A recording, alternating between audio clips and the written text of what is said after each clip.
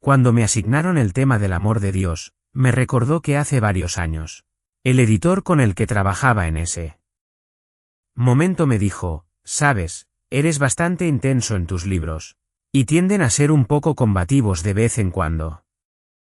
Nos gustaría que escribieras un libro más amigable. Nos gustaría cambiar un poco tu imagen, y tal vez hacerte llegar a una audiencia más amplia. Entonces, ¿podrías escribir un libro no controvertido para nosotros? Y creemos que te hará más amigable, y nos gustaría sugerir que escribas sobre el tema del amor de Dios. Lo hice, y envié el libro a ellos, y me enviaron una carta que decía, esto no es lo que teníamos en mente. Este puede ser el libro más potencialmente divisivo que jamás hayas escrito. Estaba sentado en el programa de Larry King hace algún tiempo, lo cual siempre es una aventura para mí. Y tengo una estrategia en Larry King. Mi estrategia es muy simple. No me importa de qué se trate la conversación. Hay dos cosas que quiero decir. La Biblia es la única palabra autoritativa de Dios y Jesús es el único Salvador, y solo busco lugares para decir esas dos cosas. Pero estaba sentado junto al padre Mannini, y entre el padre Mannini de Deepak Chopra, quien en uno de sus libros dice que él es Dios. Y estaba tan angustiado porque es un hombre bastante pequeño, y tenía que subir la silla para estar a la altura de todos los demás. Es difícil cuando tu Dios es más bajo que los demás. Eso es un problema, ¿no es así? Pero, de todos modos, estábamos hablando, y el padre Manning dijo: mi Jesús ama a todos. Y Larry King me miró y dijo, tú no sientes eso sobre Jesús, ¿verdad, Ion? Tú piensas que si las personas no creen en Jesús y solo en Jesús, irán al infierno. ¿Correcto?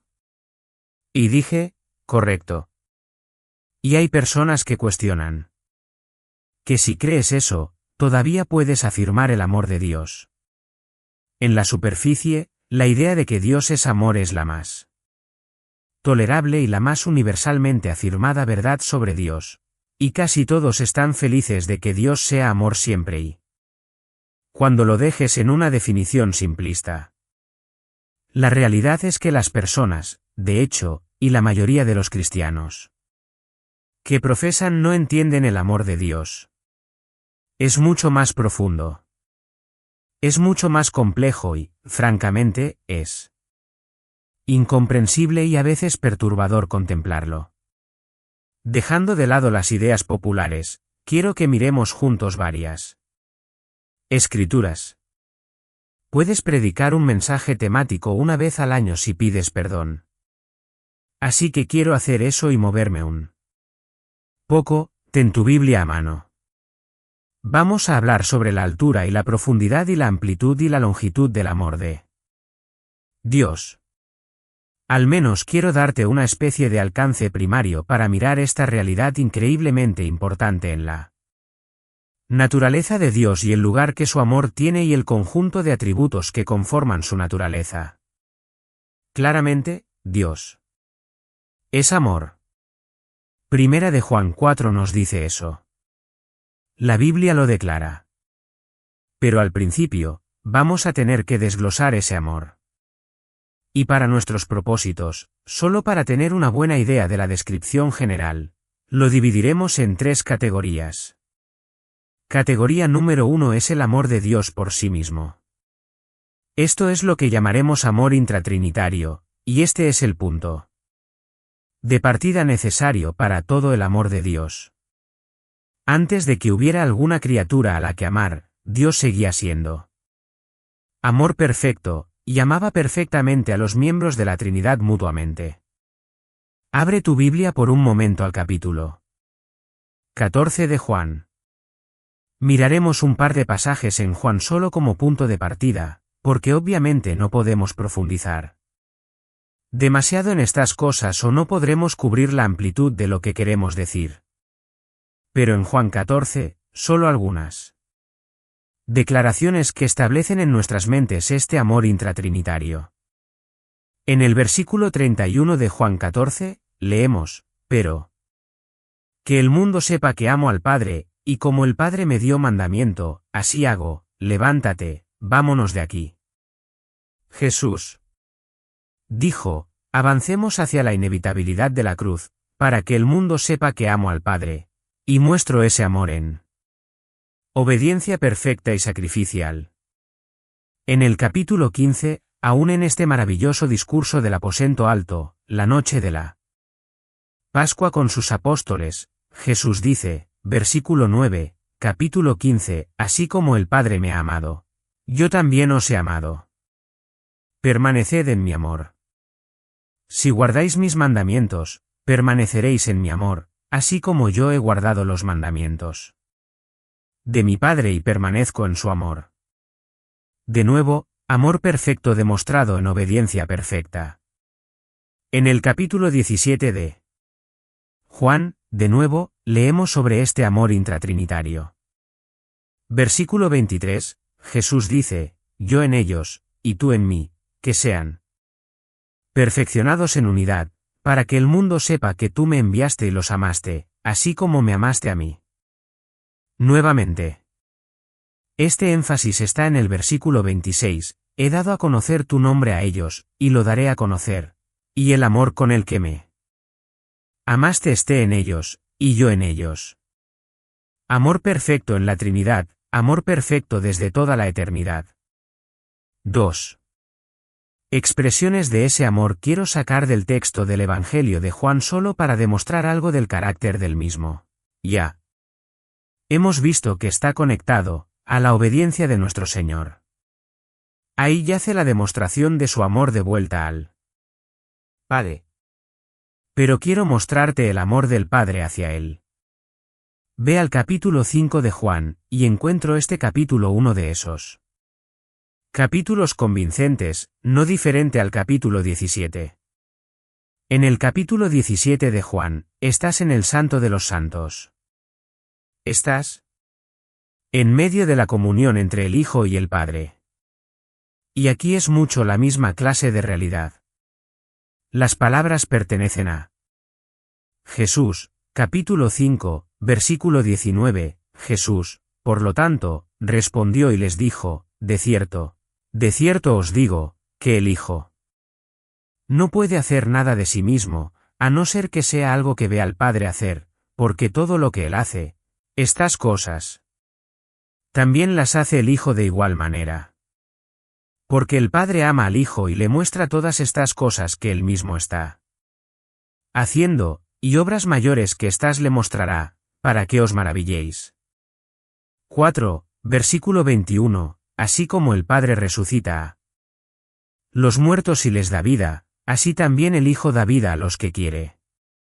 Versículo 22, porque ni aun el Padre juzga a nadie, sino que ha dado todo juicio al Hijo, a fin de que todos honren al Hijo, así como honran al Padre. El que no honra al Hijo no honra al Padre que lo envió. De cierto os digo, el que oye mi palabra y cree al que me envió, tiene vida eterna y no viene a condenación, sino que ha pasado de muerte a vida. De cierto os digo. Viene la hora, y ahora es, cuando los muertos oirán la voz del Hijo de Dios, y los que oigan vivirán. Porque así como él Padre tiene vida en sí mismo, así también le dio al Hijo tener vida en sí mismo, y le dio autoridad para ejecutar juicio, porque es el Hijo del Hombre. Ahora podemos detenernos ahí. ¿Sabes qué dice eso? Todo lo que el Padre tiene, lo dio al Hijo. Todo. El Hijo hace lo que ve hacer al Padre en el versículo 19. El Padre muestra al Hijo todo lo que él mismo está haciendo. Aquí está la magnanimidad del amor de Dios. No retiene nada. Todo su poder se lo da al Hijo.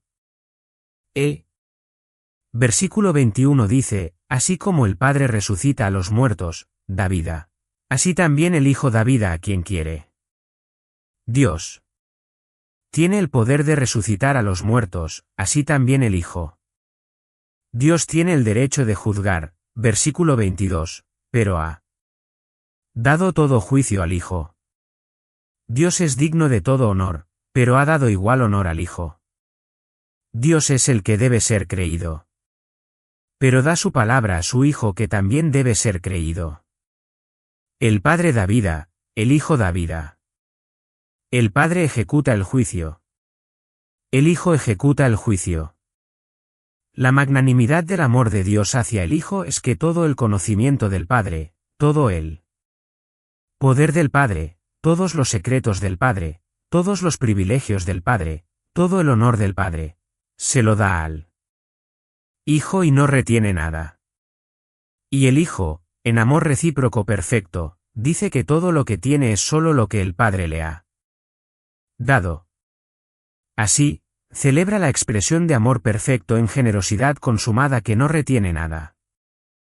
Y en Juan 6, versículo 36, llegamos a una porción familiar de las Escrituras, que nos lleva a una segunda ilustración de cómo el Padre ama al Hijo y el Hijo a cambio ama al Padre.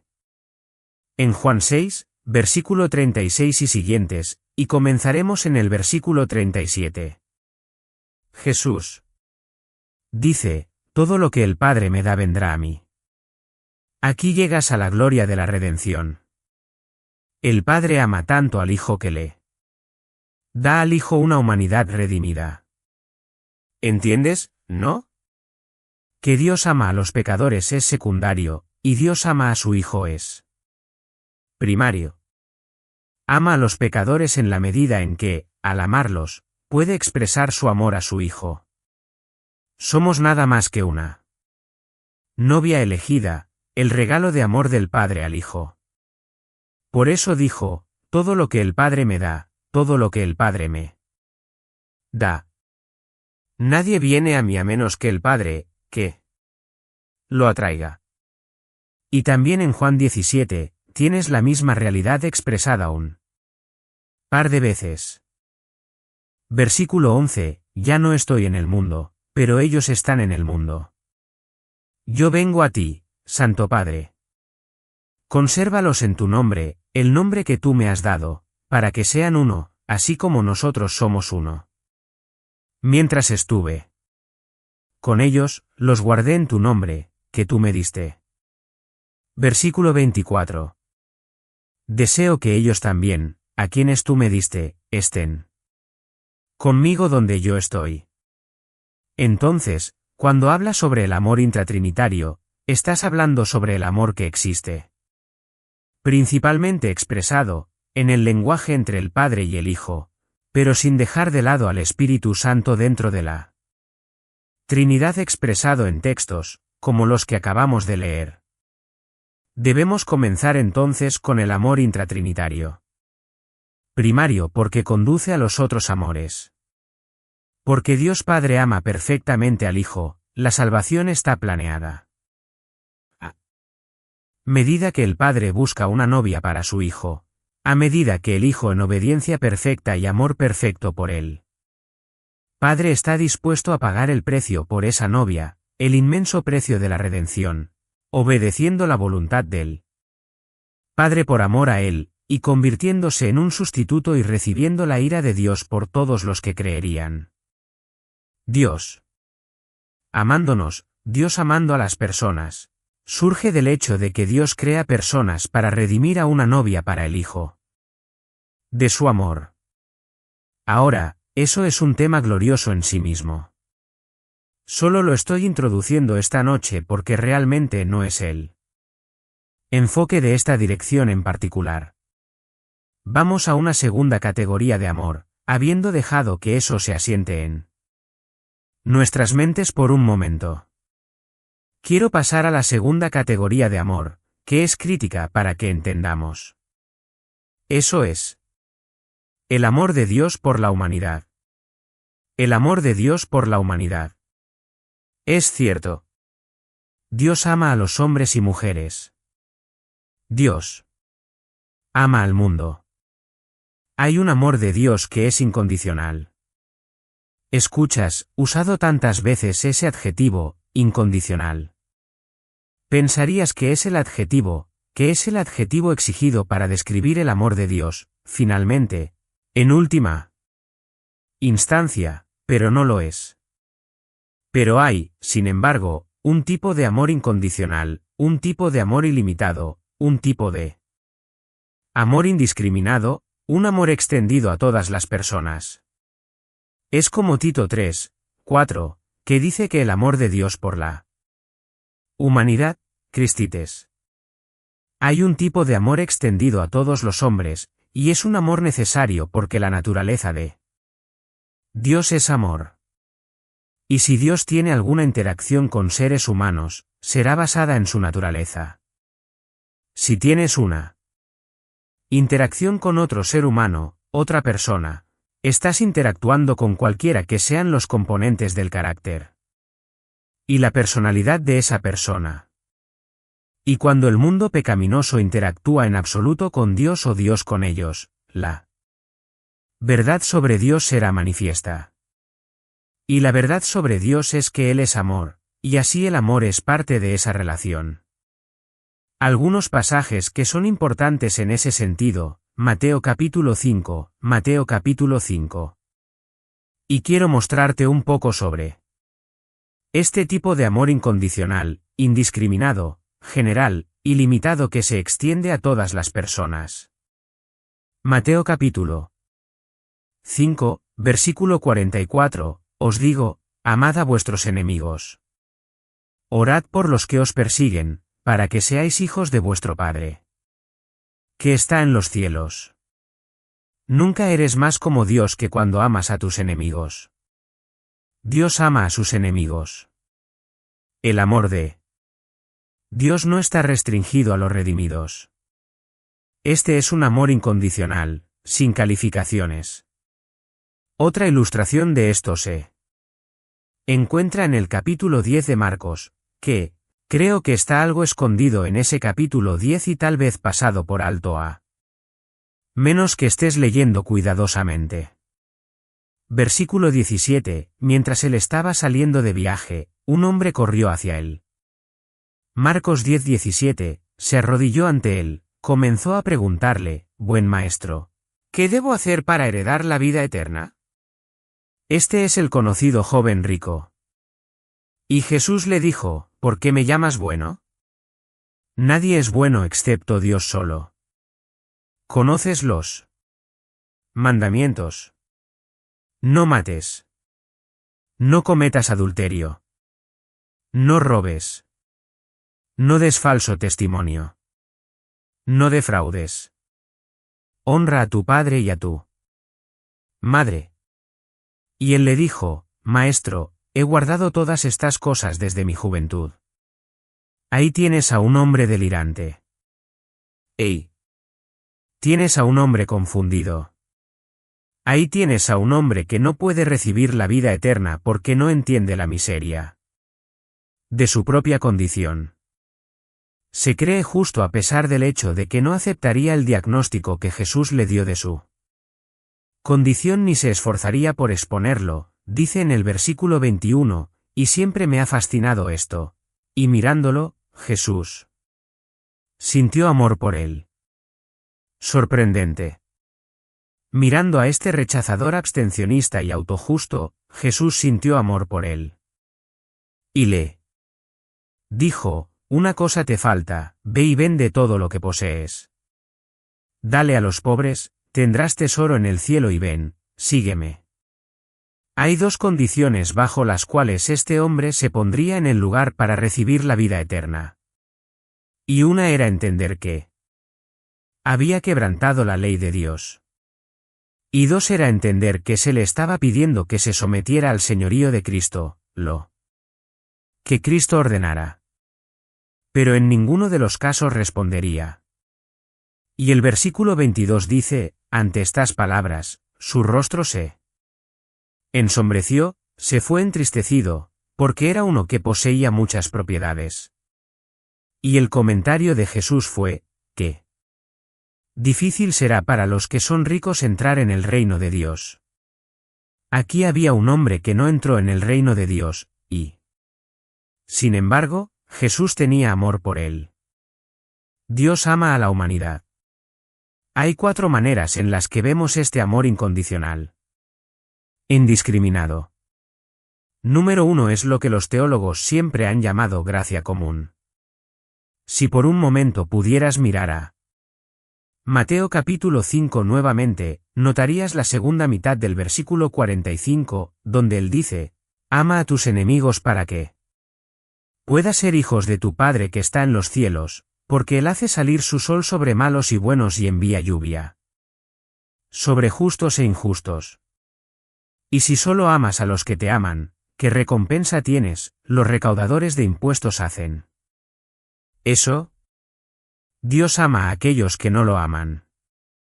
Y ese amor se manifiesta, escucha, de una manera terrenal, física, temporal. Por lluvia y bien. ¿Entiendes eso? Por supuesto, porque sabes que el alma que peca, morirá. La paga del pecado es muerte. Y sin embargo, el mundo está constantemente, desde el principio, poblado por personas que pecan y pecan continuamente en un patrón ininterrumpido y siguen viviendo. Y no es como si esto estuviera fuera del control de Dios porque es en Dios que vivimos y nos movemos y tenemos nuestro ser. Y Dios le dice a Adán, en el día que comas del fruto de ese árbol, morirás. Y Adán vivió más de 900 años. ¿Qué es eso? Y lo mismo hicieron todos los otros pecadores que están listados allí temprano en Génesis, viviendo durante 100 y 100 y 100 de años. Puedes imaginar, cuando llegas a tener 60 o 70 años, tu vida está tan llena de pecado. ¿Cómo habría sido si hubieras vivido hasta los 900? ¿Cómo te gustaría lidiar con ese banco de memoria de basura? El hecho mismo de que el Señor, ya sabes, deja que los no regenerados se levanten por la mañana y huelan el café y tomen un buen desayuno y besen a la persona que aman y abracen a un bebé y se vayan a una carrera estimulante y disfruten de una gran comida y un auto cómodo y una puesta de sol, y un hermoso paisaje marino, y escuchen música, y disfruten de toda la gracia común de la vida es una expresión del amor de Dios por la humanidad. Ama a todos los hombres incondicionalmente en ese sentido físico, temporal. Y tenemos que entender que ese es el amor de Dios. Escucha Hechos 2 y 17, Él hizo el bien y os dio lluvias del cielo y estaciones fructíferas, satisfaciendo vuestros corazones con comida y alegría. ¿A quién le está diciendo Pablo eso? A un montón de idólatras que intentaron convertir a Pablo y Bernabé en dioses. Eso es gracia común. La segunda manera en que Dios ama a la humanidad es la compasión. Compasión. Y ciertamente, está ligada a la razón por la que Dios expresa gracia común. El amor de Dios por la humanidad se revela en su piedad universal, su dolor universal por las almas perdidas. Ezequiel 6 y 32, no tengo placer en la muerte del malvado. Dios no encuentra placer, ninguna satisfacción allí. Siempre amo leer Jeremías, particularmente cuando me siento mal por mí mismo y necesito a alguien con quien llorar. Jeremías 13, escucha y presta atención. No seas arrogante o orgulloso. Porque el Señor ha hablado, da gloria al Señor tu Dios, antes de que traiga oscuridad y antes de que tus pies tropiecen en las montañas oscuras. Y mientras esperas luz, Él la convierte en profunda oscuridad y la convierte en penumbra. Pero si no escuchas, escucha esto, mi alma sollozará en secreto por tal orgullo, y mis ojos llorarán amargamente y fluirán con lágrimas. Esa es la compasión de Dios llorando a través de los ojos de Jeremías. Y al Final del libro de Jonás capítulo 5. Allá en el versículo 11, Dios le dice a Jonás, ¿no debí haber tenido compasión de Nínive? Solo porque tú odias a los gentiles no significa que yo lo haga. Es el capítulo 48, creo, de Jeremías, sí. Recuerdo bien, alrededor del versículo 30 y siguientes, donde Dios literalmente llora y se lamenta por la destrucción de Moab. Moab estaba maldito, pero Dios no encontró placer en su iniquidad o su juicio. Y luego Mateo 11 y 37, que dice: Jesús. Oh, Jerusalén, Jerusalén, cuántas veces quise reunirte como una gallina reúne a su nidada y no quisiste. Solo matas a los profetas que te son enviados. En Lucas 7 y 41, dice, él miró sobre la ciudad y lloró sobre la tumba de Lázaro. ¿Por qué? ¿Porque sentía pena porque Lázaro había muerto? No. Porque quería que Lázaro estuviera muerto. No. ¿Recuerdas que se quedó junto al Jordán hasta que estuvo bien y muerto, hasta que había estado muerto durante 3 días? Y. Los judíos no embalsamaban. Habría estado en muy mal estado para entonces. No lloraba porque Lázaro estuviera muerto. Lloraba porque estaba absorbiendo la horrible consecuencia del pecado, a saber, la muerte, para todos. Esto, ya sabes. Es un amor de compasión que no está motivado por el valor presente de alguien, sino por el valor perdido. Cuando Moisés quiso ver a Dios, Dios dijo, te mostraré mi compasión. Hay un tercer elemento de este amor por la humanidad, y supongo que podríamos ponerlo en la categoría de advertencia.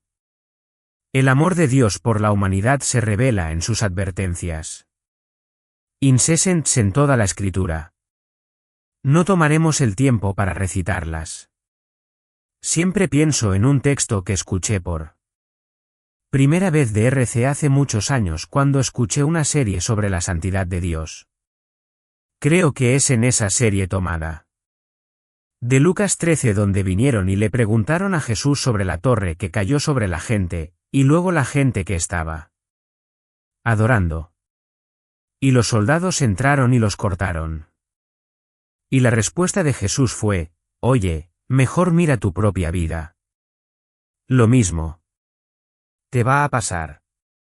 No estás exento. No es que ellos fueran peores que cualquier otra persona. El hecho es que solo es la gracia y el amor lo que te da otro respiro. Sabes, cuando piensas en ese texto en 1 Timoteo 4 y 10, es un texto muy provocativo donde dice que Dios es el Salvador de todos los hombres, especialmente de aquellos que creen. Sé que eso ha molestado a mucha gente. A los universalistas les gusta ese texto, ¿verdad? Dios Salvador de todos los hombres.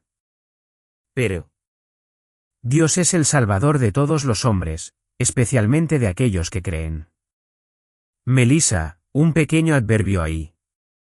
¿En qué sentido es Dios el Salvador de todos los hombres? En un sentido físico y temporal, en que retiene del pecador lo que él pecador merece, cuando lo merece. Y es eso lo que Pablo dice en Romanos 2, es la paciencia y la tolerancia de Dios lo que debería llevarte al arrepentimiento. El Nuevo Testamento, el Antiguo Testamento, llenos de advertencias. Llenos de advertencias. Hay una cuarta categoría de este amor incondicional y supongo que podríamos llamarlo, la oferta del Evangelio. El amor de Dios por la humanidad en el sentido más amplio se revela en su oferta incesante y extensa del Evangelio. Id por todo el mundo y predicad el Evangelio a todos. A todos. El camino a la salvación se ha dado a conocer. A todos. Aquello que puede ser conocido de Dios, Romanos 1 está en ellos. Es ese proceso lógico incorporado en la mente. Ese patrón de causa y efecto en el pensamiento humano que es la operación de la lógica. Quiero decir, es básicamente el simple bloque de construcción sobre el cual se lleva a cabo todo razonamiento. Y cuando entras en ese patrón, te lleva de vuelta a la causa última, y luego Dios se pone en exhibición en su creación. Capítulo 2 de Romanos, nos dice que ha escrito su ley en nuestros corazones, y nos ha dado una conciencia para reaccionar a esa ley y condenar, acusar o excusar. Cristo es la luz que ilumina a todo hombre. Hay un camino incorporado en el corazón humano, que cuando se sigue, lleva a la verdad y a Dios. Y a medida que somos fieles para proclamar hasta los confines de la tierra, a la audiencia del Evangelio. Los hipercalvinistas nos dicen que no deberíamos predicar el Evangelio a todos porque no sabemos quiénes son los elegidos. Eso no es lo que nos dice la Biblia. Cada pecador, hasta donde yo sé, tengo que operar sobre esa base. Cada pecador que encuentro, si él o ella cree en Jesús, será perdonado y salvado. Juan 6:40, esta es la voluntad de mi Padre, que todos los que contemplan al Hijo y creen en Él tengan vida eterna. Y yo mismo, dijo Jesús, lo resucitaré en el último día. El divino Salvador se revela a los pecadores de manera indiscriminada. De manera ilimitada, hasta los confines de la tierra, debemos ir con este mensaje. Ya sea el Salmo 34:8, que dice, oh, probad y ved que el Señor es bueno. Bienaventurado el hombre que confía en Él. Proverbios 1:24, he llamado, y habéis rechazado. Extendí mi mano, y ningún hombre hizo caso. O Isaías 55, venid, comprad y comed. Comprad vino y leche sin dinero y sin precio. O Isaías 65. Miradme, miradme, a una nación que no fue llamada por mi nombre he extendido mis manos todo el día a un pueblo rebelde. Y en Mateo 22, Jesús dijo, el reino de los cielos es como un rey que hizo una boda para su hijo, y envió a sus siervos a llamar a los que habían sido invitados a la boda, y no quisieron venir. O Lucas 14, que dice, un hombre hizo una gran cena e invitó a muchos, envió a sus siervos a la hora de la cena para decir a los que habían sido invitados, venid. Todas las cosas están listas. Y todos, de común acuerdo, comenzaron a poner excusas. Jesús dijo, venid a mí, todos los que estáis trabajados y cargados, yo os haré descansar. Jesús dijo, al que viene a mí, jamás lo echaré fuera. Y así hay una oferta extensa del Evangelio, un amor manifiesto a la humanidad. Thomas Boston, el predicador puritano, usó la analogía de un rey. Era como un rey, dijo, nombrando a un médico para la nación. Y ese médico estaba disponible para toda la gente, el médico oficial de esa sociedad, ya sea que la gente lo eligiera o no. Él era el médico oficial para esa nación. Bueno, Jesús es el Salvador del mundo, declarado así por Dios y disponible para todos los que vienen a Él. Para sanidad espiritual. En Juan 5:40, Jesús dijo, no queréis venir a mí para que tengáis vida. No podemos olvidar eso. Eso es el amor de Dios por la humanidad. Dios amó tanto al mundo que proporcionó un Salvador suficiente, pero los pecadores se niegan a venir y son culpables por esa negativa. Jesús dijo, moriréis en vuestros pecados, ¿y a dónde yo voy? Vosotros nunca vendréis porque no creísteis en mí. Eso nos lleva al tercer aspecto del amor de Dios, no solo el amor de Dios por sí mismo, el amor intratrinitario, y el amor de Dios por la humanidad, sino el amor de Dios por los suyos, el amor de Dios por los suyos. Escuchen cuidadosamente. Aunque Dios ama genuinamente al mundo, los ama lo suficiente como para darles gracia común. Los ama lo suficiente como para sentir compasión y extendérsela. Los ama lo suficiente como para advertirles. Los ama lo suficiente como para darles la oportunidad del Evangelio. Ese amor no tiene límite en extensión, escucha, pero tiene un límite en grado. Esto siempre es un desafío para nosotros, pero no obstante es cierto. Ama y salva, en un sentido físico-temporal, a todos los hombres, pero especialmente ama y salva a los creyentes. Su amor por los suyos es eterno. Está limitado en extensión y es ilimitado en grado. Es condicional y no está influenciado. Es un amor basado en nada más que determinación soberana. Gira a Juan 13. De todos los pasajes donde en un sentido directo y sencillo puedes ver este amor. Esto es fundamental, Juan 13. Nuestro Señor aquí está al borde de su propia muerte. Reunido con sus apóstoles obstinados, la asociación o ustedes de poca fe, y están reunidos para celebrar la Pascua, la noche que, por supuesto, Judas lo traicionaría y él sería arrestado y asesinado. Y solo el versículo 1 me atrapa ahora. Antes de la fiesta de la Pascua, Jesús sabiendo que había llegado su hora, que debía partir de este mundo al Padre. Escucha esto. Habiendo amado a los suyos que estaban en el mundo, los amó hasta el fin. Habiendo amado, tiempo pasado. Con fuerza continua, habiendo siempre amado a los suyos que estaban en el mundo, ama al mundo, pero hay otro tipo de amor. Sabemos que ama al mundo, pero tiene otro amor por los suyos que están en el mundo. ¿Y cuál es? Los amó hasta él. Fin. Y creo que el Señor elige un momento realmente maravilloso para que Juan exprese eso. Porque los discípulos en este momento en el aposento alto están teniendo una discusión sobre cuál de ellos va a ser el más grande en el reino. ¿Quiere decir, son tan egocéntricos, tan inmaduros, egoístas, ambiciosos? Jesús les había dicho lo que iba a suceder. Y mientras Él está allí a la sombra de la cruz y la noche oscura está cayendo sobre él, todo en lo que pueden pensar es en su propia gloria.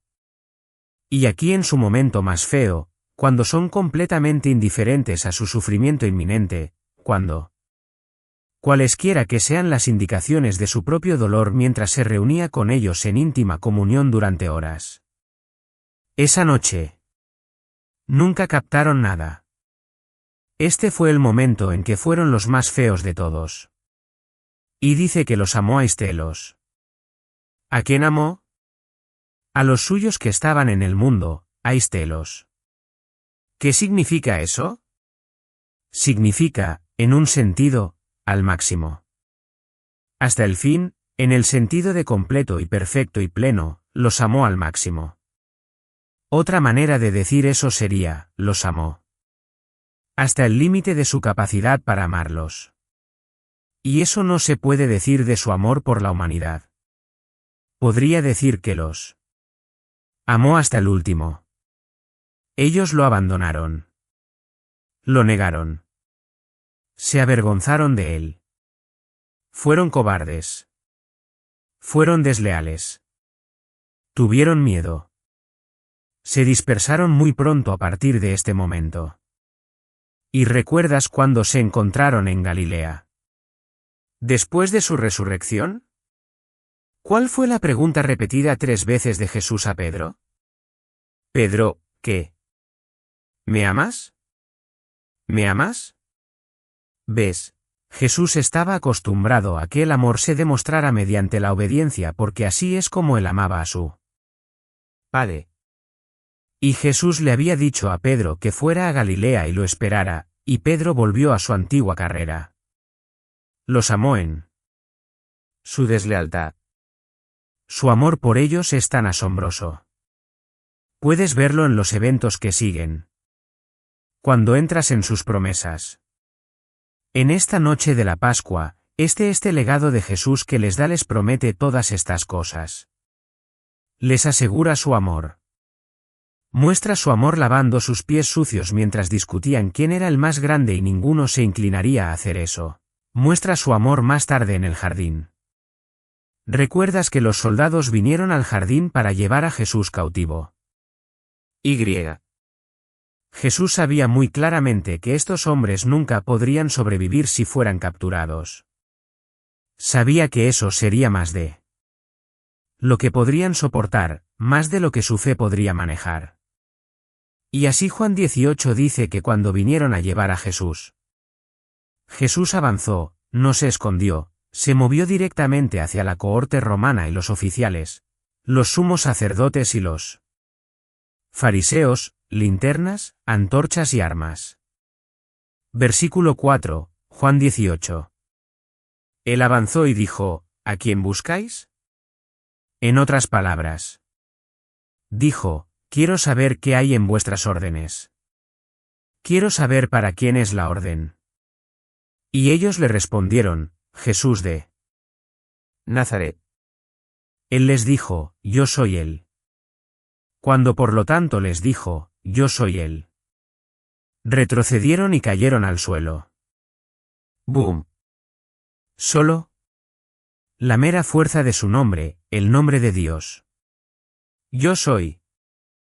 Y de nuevo, les dijo, ¿a quién buscáis?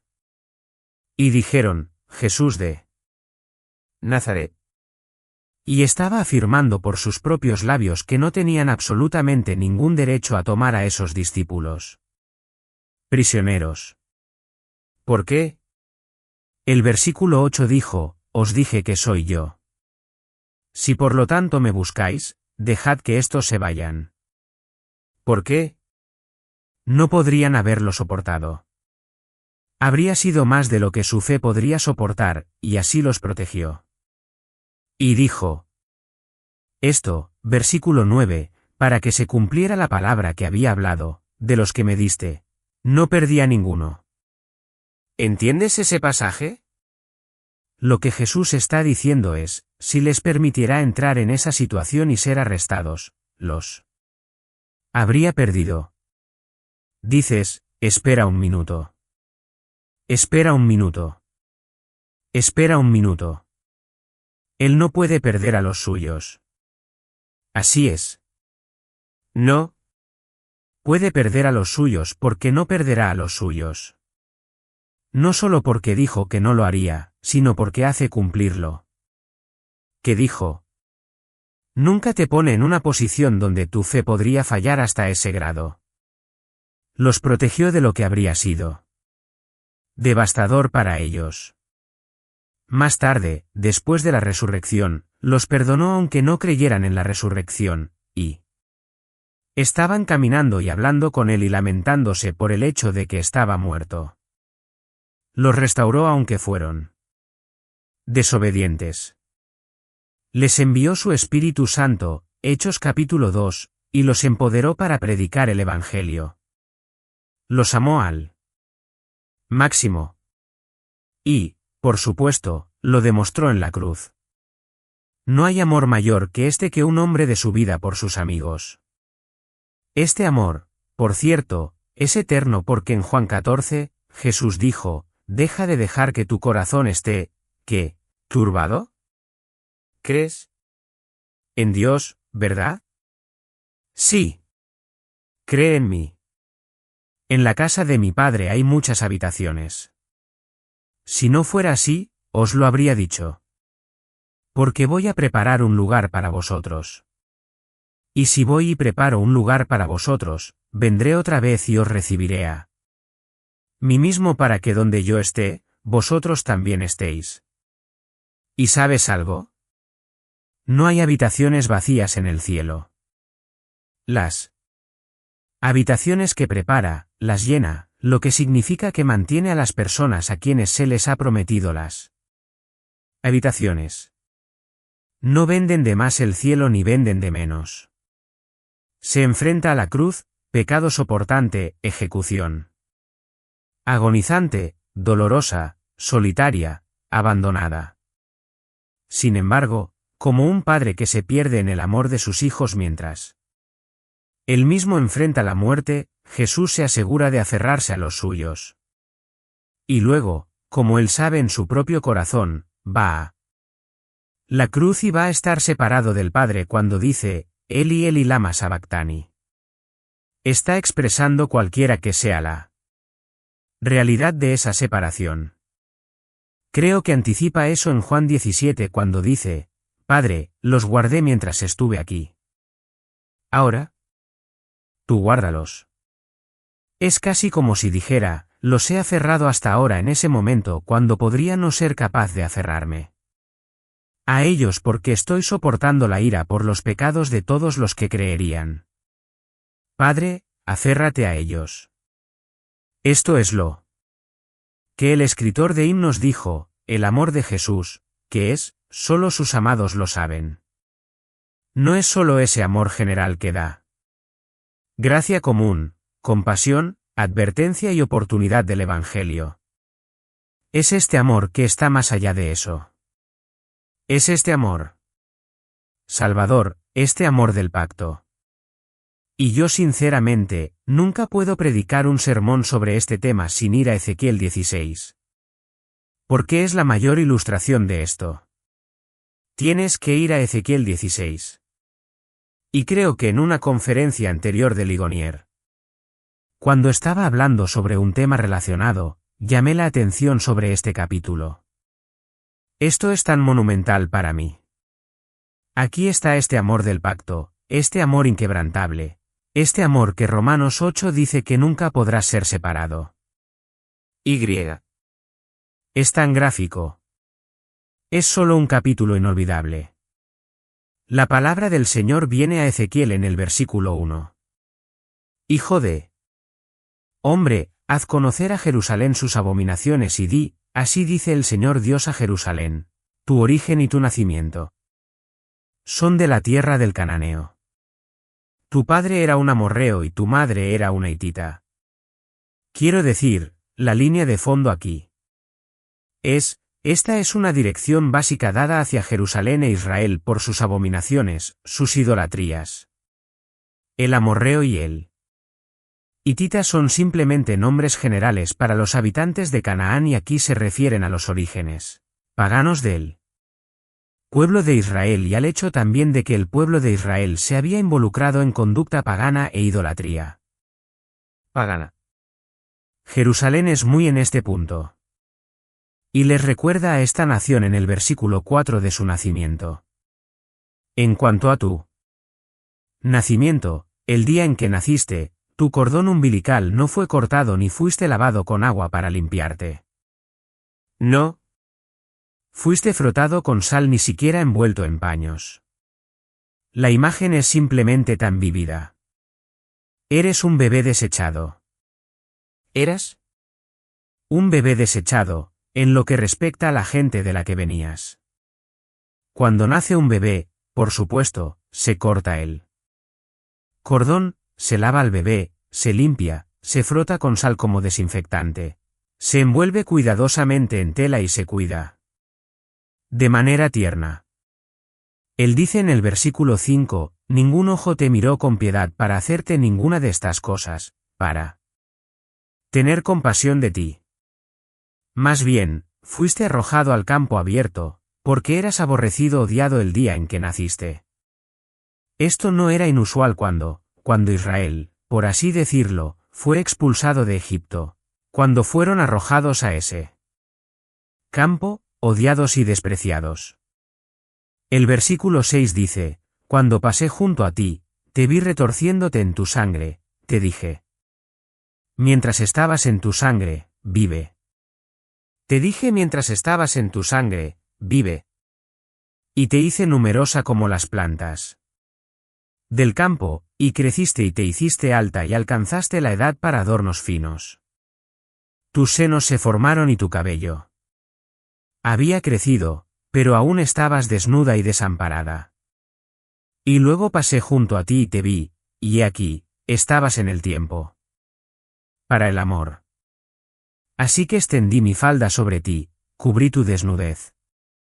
Eso era, una costumbre que simbolizaba el compromiso. Te tomé para comprometerte contigo para casarte. Y pasé junto a ti y te vi, dice, y te tomé de los míos. Juré a ti. Hice un pacto, una promesa. Entré en un pacto contigo para que fueras mía, declara el Señor Dios. Y así te bañé con agua y lavé tu sangre de ti y te ungí con aceite, y te vestí con tela bordada y puse sandalias de piel de marsopa en tus pies. Me encanta que los ambientalistas lean eso. Te envolví con lino fino y te cubrí con seda. Te adorné con ornamentos. Puse brazaletes en tus manos y collar alrededor de tu cuello. Puse un anillo en tu nariz, pendientes en tus oídos, hermosa corona en tu cabeza. Estabas adornada con oro y plata. Tu vestido era de lino fino, seda y tela bordada. Comiste harina fina, miel y aceite. Tan eras extremadamente hermosa y avanzaste hasta la realeza.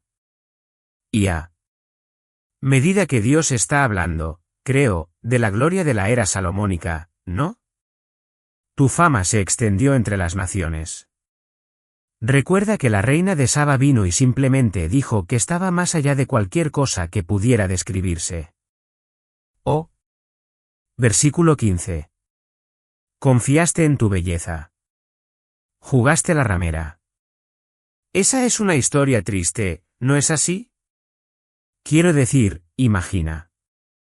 Si esto fuera un relato real de un hombre que hizo esto y tomó a esta persona y hizo todo esto, y luego la mujer jugó la ramera. Bueno, eso es lo que hizo Israel. Derramaste tus prostituciones en todo transeúnte que quisiera.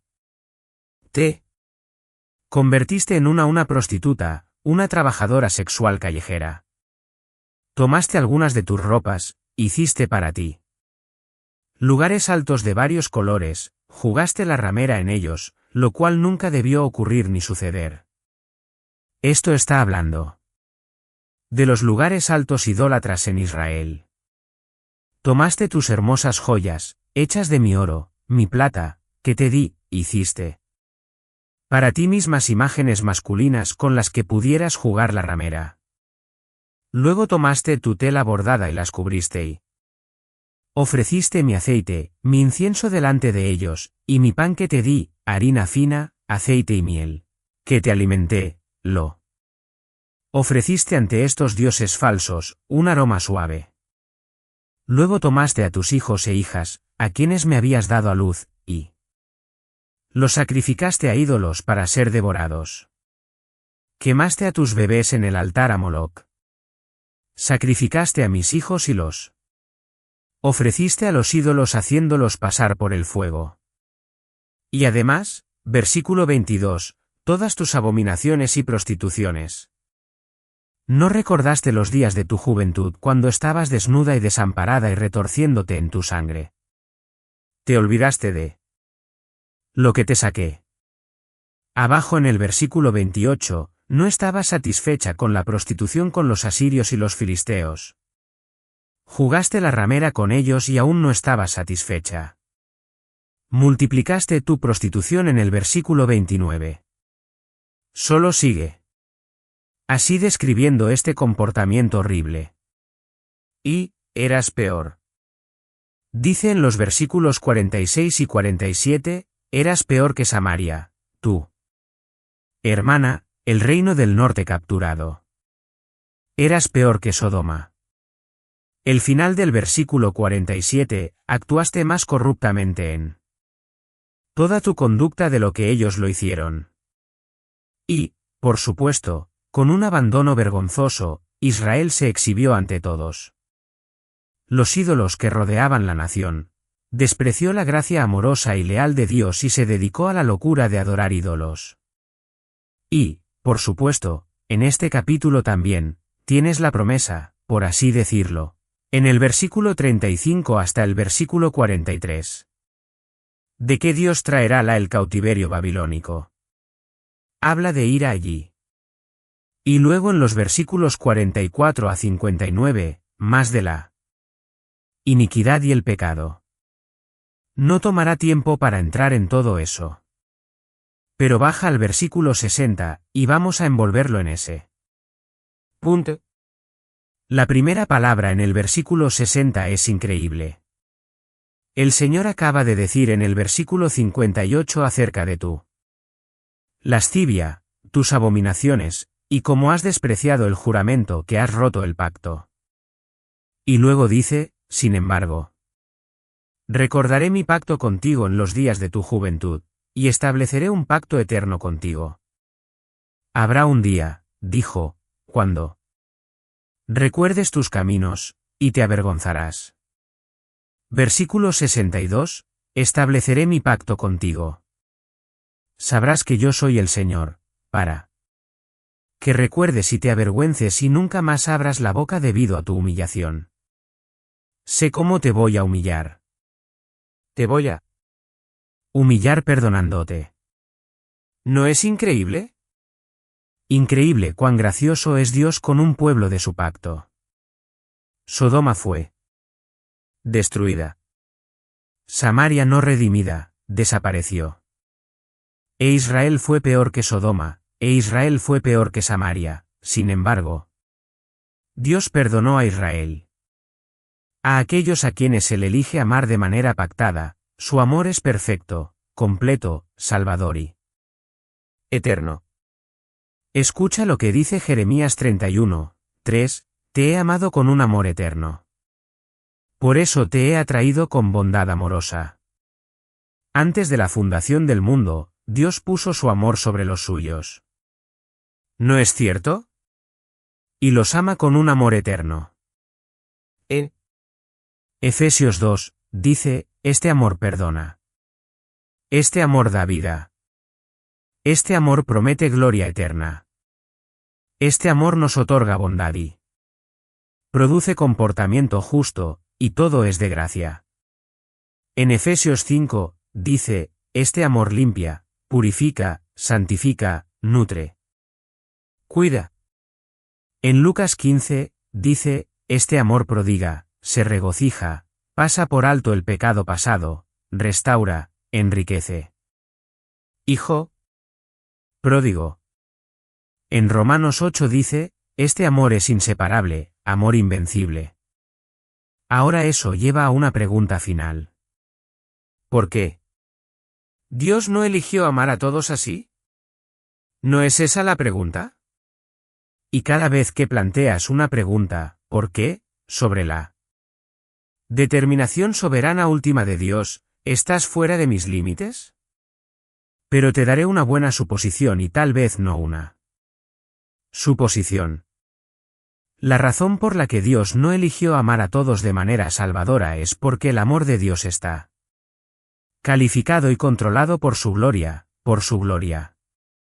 Dios no está obligado a ser el Salvador no calificado, igualitario de todos. Dios no es prisionero de su amor y no es prisionero de la expectativa del hombre. El amor de Dios nunca se separa como si fuera superior o dominante sobre todos sus otros atributos, como justicia y santidad y rectitud e ira. Al final, le complació hacerlo como lo hizo, porque le dio gloria. Y si el Evangelio es para algunos un olor de vida para vida y de muerte para muerte, es porque Dios determinó que así fuera. Para el propósito de su gloria eterna, hace lo que hace. Hace lo que hace.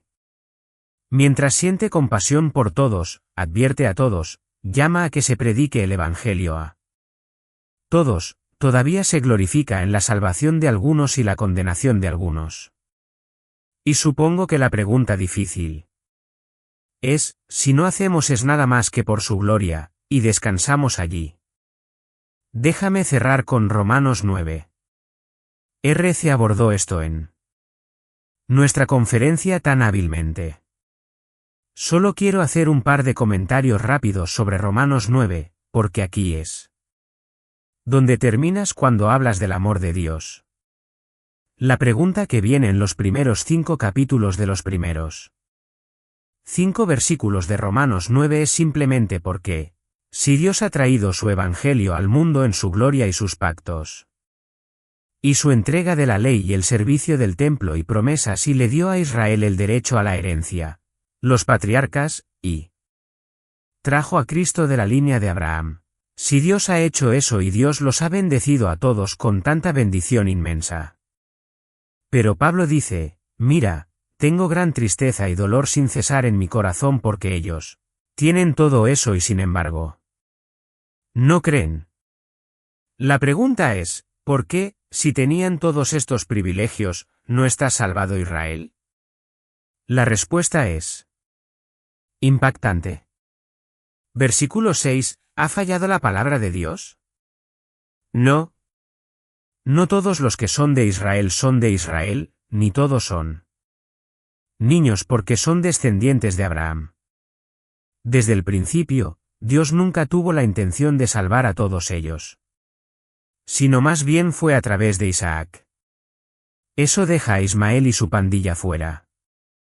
Y luego baja al versículo 11 y comienza a hablar sobre los gemelos, Jacob y Esaú, y antes de que hubieran hecho algo bueno o malo, para que el propósito de Dios, según su elección permaneciera, no por obra sino por el que llama, se le dijo a ella, el mayor servirá al menor. Eso fue absolutamente soberano. Antes de que nacieran, Dios determinó lo que sucedería, tal como está escrito, a Jacob amé, pero a Esaú aborrecí. Malaquías 1. Y lo que estás oyendo ahí es, la respuesta a la pregunta es, Dios nunca tuvo la intención de establecer un amor del pacto con todos esos judíos. Nunca lo hizo. Bueno, versículo 14, ¿qué decimos? Eso suena a injusticia. ¿Sabes cuál es su respuesta? Cae. ¿Verdad? Megenoita, que nunca sea. No lo expreses ni si quiere. ¿Recuerdas el versículo 15 dice? ¿Recuerdas que él le dijo a Moisés en Éxodo 33, tendré misericordia de quien tenga misericordia? Tendré compasión de quien tenga compasión. Y no depende del hombre que quiere o del hombre que corre, sino de Dios que tiene misericordia. Eso es tan claro como puede ser. No hay nada ambiguo allí en absoluto. Luego, pasa a dar una ilustración al faraón, apresurándose hasta el versículo 19. Dirás entonces, Boá, Boá, Boá, Boá, Boá. ¿Por qué hace el hombre, quién eres tú que respondes a Dios? Es la misma respuesta. Mantén la boca cerrada. La cosa moldeada no dirá al moldeador, ¿por qué me hiciste así, verdad? No tiene el alfarero derecho sobre el barro para hacer de la misma masa un vaso para uso honorable y otro para uso común. Quiero decir, eso es tan obvio que no puedes perdértelo. Si eres el alfarero y estás haciendo la olla, una olla no habla a un alfarero. Es una brecha enorme, enorme. Las ollas no hablan. Enorme. Y la brecha entre una olla y un alfarero es infinitesimal en comparación con la brecha entre tú y Dios. No hablas. ¿Qué pasa si? Versículo 22. Esta es solo la respuesta. ¿Y qué? Si Dios quisiera demostrar su ira y hacer conocer su poder, y así soportó con mucha paciencia vasos de ira preparados para destrucción. Lo hizo para que pudiera hacer conocer las riquezas de su ¿qué? Gloria. ¿Ves? Las riquezas de su gloria no brillarían, ¿ves? Las riquezas de su gloria no brillarían tan brillantemente si no fuera contra el telón de fondo de su juicio. Al final es su gloria. Descanso allí. ¿Estás bien con eso? Estoy bien con eso.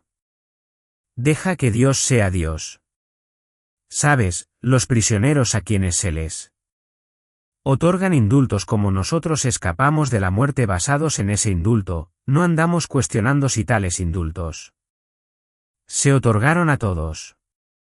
Agarramos nuestro indulto y corremos. Padre, te agradecemos por nuestro tiempo esta noche para considerar tu gran amor, tu amor eterno. Es misterio. Entendemos eso. No podemos desenroscar lo inescrutable. No podemos sondear las profundidades. Somos ollas. Tú eres el alfarero. Tu gloria es todo. Glorifícate, Padre, como elijas hacerlo. Pon tu gran majestad en toda su plenitud en exhibición para que todos los ángeles santos y los santos redimidos la vean. Tanto ahora como para siempre. Amén.